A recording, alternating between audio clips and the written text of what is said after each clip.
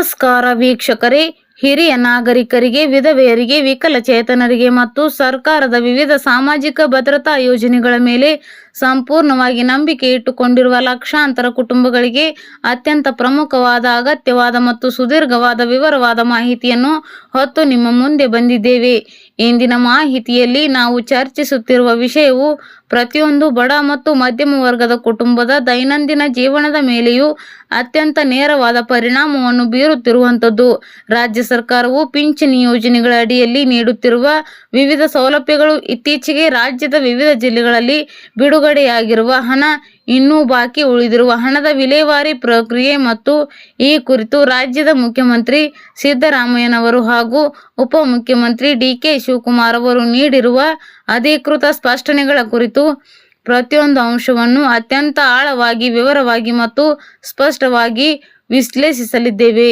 ನಮ್ಮ ರಾಜ್ಯದಲ್ಲಿ ಲಕ್ಷಾಂತರ ಹಿರಿಯ ನಾಗರಿಕರು, ವಿಧವೆಯರು, ಅಂಗವಿಕಲರು ಹಾಗೂ ನಿರ್ಗತಿಕರು ಪ್ರತಿ ತಿಂಗಳು ಸರ್ಕಾರ ನೀಡುವ ಪಿಂಚಣಿ ಹಣವನ್ನೇ ತಮ್ಮ ದೈನಂದಿನ ಜೀವನೋಪಾಯಕ್ಕೆ, ಮನೆಗೆ ಬೇಕಾದ ದಿನಸಿ ವಸ್ತುಗಳ ಖರೀದಿಗಾಗಿ, ತಿಂಗಳ ಔಷಧೋಪಚಾರಕ್ಕೆ ಹಾಗೂ ತಮ್ಮ ಸಣ್ಣ ಪುಟ್ಟ ದೈನಂದಿನ ಅಗತ್ಯ ವೆಚ್ಚಗಳಿಗಾಗಿ ಸಂಪೂರ್ಣವಾಗಿ ನೆಚ್ಚಿಕೊಂಡಿದ್ದಾರೆ. ಇಂತಹ ಸಂದರ್ಭದಲ್ಲಿ ಪಿಂಚಣಿ ಹಣ ಜಮೆಯಾಗುವುದು ಸ್ವಲ್ಪ ವಿಳಂಬವಾದರೂ ಸಹ ಆ ಬಡ ಕುಟುಂಬಗಳು ಎದುರಿಸುತ್ತಿರುವ ಸಂಕಷ್ಟ, ಅನುಭವಿಸುವ ಮಾನಸಿಕ ವೇದನೆ ಅಷ್ಟಿಷ್ಟಲ್ಲ. ಇತ್ತೀಚಿನ ಕೆಲವು ತಿಂಗಳುಗಳಲ್ಲಿ ಅನೇಕ ಫಲಾನುಭವಿಗಳಿಗೆ ಸರಿಯಾದ ಸಮಯಕ್ಕೆ ಪಿಂಚಣಿ ತಲುಪಿರಲಿಲ್ಲ, ತಿಂಗಳುಗಳೇ ಕಳೆದರೂ ಖಾತೆಗೆ ₹1 ಬಂದಿಲ್ಲ ಎನ್ನುವ ದೂರುಗಳು ರಾಜ್ಯದ ಮೂಲೆ ಮೂಲೆಯಿಂದ ಅತ್ಯಂತ ಗಂಭೀರವಾಗಿ ಕೇಳಿಬರುತ್ತಿದ್ದವು. ಉತ್ತರ ಕರ್ನಾಟಕದ ಪ್ರಮುಖ ಜಿಲ್ಲೆಗಳಾದ ಬೆಳಗಾವಿ, ಬಾಗಲಕೋಟೆ, ವಿಜಯಪುರ, ಕಲಬುರಗಿ, ರಾಯಚೂರು, ಕೊಪ್ಪಳ, ಬಳ್ಳಾರಿ, ಯಾದಗಿರಿ, ಗದಗ ಹಾಗೂ ಹಾವೇರಿ ಜಿಲ್ಲೆಗಳಿಗೆ ಹಿಡಿದು ದಕ್ಷಿಣ ಕರ್ನಾಟಕದ ಮೈಸೂರು, ಮಂಡ್ಯ, ಹಾಸನ, ಶಿವಮೊಗ್ಗ, ಚಿಕ್ಕಮಗಳೂರು, ತುಮಕೂರು, ಕೋಲಾರ, ರಾಮನಗರ, ಬೆಂಗಳೂರು, ಚಾಮರಾಜನಗರ ಹಾಗೂ ಕರಾವಳಿ ಭಾಗದ ಉಡುಪಿ, ದಕ್ಷಿಣ ಕನ್ನಡ ಮತ್ತು ಉತ್ತರ ಕನ್ನಡ ಜಿಲ್ಲೆಗಳ ಪ್ರತಿಯೊಂದು ತಾಲೂಕಿನಿಂದಲೂ ಸಹ ಫಲಾನುಭವಿಗಳು ದಿನನಿತ್ಯ ತಹಸೀಲ್ದಾರ್ ಕಚೇರಿಗಳಿಗೆ, ಗ್ರಾಮ ಪಂಚಾಯಿತಿಗಳಿಗೆ ಹಾಗೂ ಬ್ಯಾಂಕುಗಳಿಗೆ ಅಲೆದಾಡುತ್ತಿರುವುದು ವರದಿಯಾಗಿತ್ತು. ಕರ್ನಾಟಕ ರಾಜ್ಯದ ಎಲ್ಲ ಸಾರ್ವಜನಿಕರಿಗೆ ಗುಡ್ ನ್ಯೂಸ್ ಇದೆ. ಆಗಸ್ಟ್ 1ರಿಂದ 7 ಹೊಸ ರೂಲ್ಸ್ ಜಾರಿಗೆ. ಪ್ರತಿ ತಿಂಗಳು ಕೂಡ ಒಂದಲ್ಲ ಒಂದು ಬಗೆಯ ಹೊಸ ರೂಲ್ಸ್ಗಳು ಕೇಂದ್ರ ಸರ್ಕಾರ ಮತ್ತು ರಾಜ್ಯ ಸರ್ಕಾರಗಳು ಜಾರಿಗೆ ತರುತ್ತವೆ. ಅದರಲ್ಲೂ ಸಾರ್ವಜನಿಕರ ಸುರಕ್ಷತೆಯ ದೃಷ್ಟಿಯಿಂದ ಬ್ಯಾಂಕುಗಳು ಮತ್ತು ಹಣಕಾಸಿನ ವ್ಯವಹಾರಗಳಿಗೆ ಸಂಬಂಧಿಸಿದಂತೆ ಅನೇಕ ರೀತಿಯ ಹೊಸ ನಿಯಮಗಳನ್ನು ಕೂಡ ಜಾರಿಗೆ ತರಲಾಗುತ್ತಿವೆ. ಆದರೆ ಇದೇ ಆಗಸ್ಟ್ 1ರಿಂದ ಇಡೀ ಕರ್ನಾಟಕದಾದ್ಯಂತ ಸಾರ್ವಜನಿಕರ ನಿತ್ಯ ಜೀವನದ ಮೇಲೆ ಪರಿಣಾಮ ಉಂಟು ಮಾಡುವಂತಹ 7 ಹೊಸ ರೂಲ್ಸ್ಗಳು ಜಾರಿಗೆ ಬಂದಿವೆ. ಬನ್ನಿ, ಇಷ್ಟಕ್ಕೂ ರಾಜ್ಯದಲ್ಲಿ ನೂತನ ಸಿಎಂ ಡಿ.ಕೆ. ಶಿವಕುಮಾರ್ ಹಾಗೂ ಕೇಂದ್ರದಲ್ಲಿ ನರೇಂದ್ರ ಮೋದಿ ಸರ್ಕಾರದಿಂದ ದೇಶದ ಹಾಗೂ ನಮ್ಮ ಕರ್ನಾಟಕ ರಾಜ್ಯದ ಸಾರ್ವಜನಿಕರ ಜೀವನದ ಮೇಲೆ ಪರಿಣಾಮ ಉಂಟು ಮಾಡುವಂತಹ 7 ಹೊಸ ರೂಲ್ಸ್ಗಳು ಏನೇನು ಎನ್ನುವ ಕಂಪ್ಲೀಟ್ ಮಾಹಿತಿಯನ್ನ ತಿಳಿದುಕೊಳ್ಳಲು ತಪ್ಪದೇ ವಿಡಿಯೋವನ್ನು ಕೊನೆವರೆಗೂ ನೋಡಿ ಹಾಗೂ ಈಗಲೇ ಲೈಕ್ ಮಾಡಿ. ನಿಮ್ಮ ಮನೆಯಲ್ಲಿ 60 ವರ್ಷ ಮೇಲ್ಪಟ್ಟ ಹಿರಿಯ ನಾಗರಿಕರಿದ್ರೆ, ಪ್ರತಿ ತಿಂಗಳು ಪಿಂಚಣಿ ಹಣ ಪಡೆದುಕೊಳ್ಳುತ್ತಿದ್ರೆ ಹಾಗೂ ಮನೆಯಲ್ಲಿ LPG ಗ್ಯಾಸ್ ಬಳಕೆ ಮಾಡ್ತಿದ್ರೆ ಮತ್ತು ಯಾವುದೇ ಬ್ಯಾಂಕಿನ ಅಕೌಂಟ್ ಹೊಂದಿರುವ ಗ್ರಾಹಕರಾಗಿದ್ರೆ ಮತ್ತು ಯಾವುದೇ ಸಣ್ಣ ಪುಟ್ಟ ಕೆಲಸ ಮಾಡ್ತಿದ್ರೆ ಹಾಗೂ ಸರ್ಕಾರಿ ನೌಕರರಾಗಿದ್ರೆ ಅಥವಾ ಪ್ರೈವೇಟ್ ನೌಕರರಾಗಿದ್ರೆ ವಿಡಿಯೋವನ್ನು ಎಲ್ಲಿಯೂ ಕೂಡ ಸ್ಕಿಪ್ ಮಾಡಬೇಡಿ, ಕೊನೆವರೆಗೂ ನೋಡಿ. ಮೊದಲನೆಯದಾಗಿ LPG ಸಿಲಿಂಡರ್ ದರ ಪರಿಷ್ಕರಣೆ.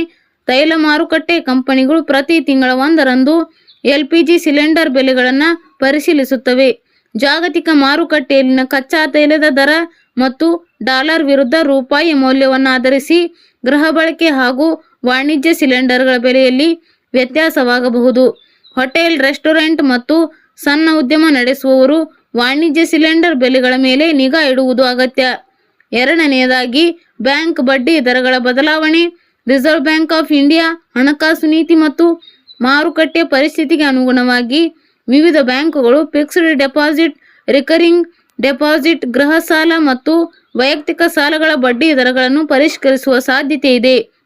ಮೂರನೆಯದಾಗಿ ಕ್ರೆಡಿಟ್ ಕಾರ್ಡ್ ನಿಯಮಗಳು. ಅನೇಕ ಬ್ಯಾಂಕುಗಳು ಕ್ರೆಡಿಟ್ ಕಾರ್ಡ್ಗಳಿಗೆ ಸಂಬಂಧಿಸಿದ ರಿವಾರ್ಡ್ ಪಾಯಿಂಟ್ಗಳು, ಕ್ಯಾಶ್ ಬ್ಯಾಕ್, ಇಂಧನ ಸರ್ ಚಾರ್ಜ್ ವಿನಾಯಿತಿ, ಏರ್ಪೋರ್ಟ್ ಲಾಂಜ್ ಪ್ರವೇಶ ಹಾಗೂ ತಡವಾಗಿ ಪಾವತಿಸುವ ದಂಡದ ಶಾಸನಗಳನ್ನು ನವೀಕರಿಸುತ್ತಿದೆ.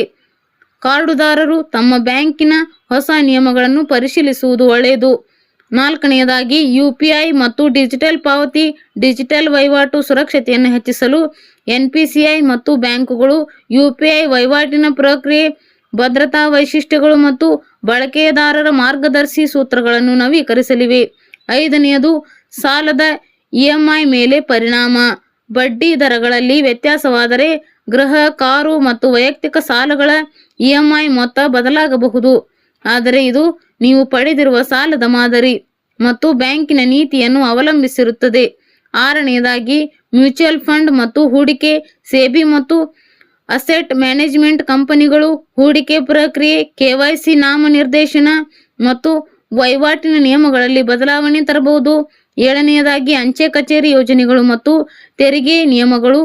PPF, ಸುಕನ್ಯಾ ಸಮೃದ್ಧಿ, KVP ಮತ್ತು NAC ಅಂತಹ ಅಂಚೆ ಕಚೇರಿಯ ಸಣ್ಣ ಉಳಿತಾಯ ಯೋಜನೆಗಳ ಬಡ್ಡಿ ದರಗಳ ಪರಿಶೀಲನೆ ಹಾಗೂ GST, ಇನ್ವಾಯ್ಸಿಂಗ್ ಮತ್ತು TDS ನಿಯಮಗಳಲ್ಲಿನ ಬದಲಾವಣೆಗಳು ಸಹ ಜಾರಿಗೆ ಬರಬಹುದು. ಆಗಸ್ಟ್ ತಿಂಗಳಲ್ಲಿ ವಿವಿಧ ಹಬ್ಬಗಳು ಮತ್ತು ಸ್ಥಳೀಯ ರಜೆಗಳ ಹಿನ್ನೆಲೆಯಲ್ಲಿ ಬ್ಯಾಂಕ್ ರಜೆಗಳು ಇರಲಿವೆ.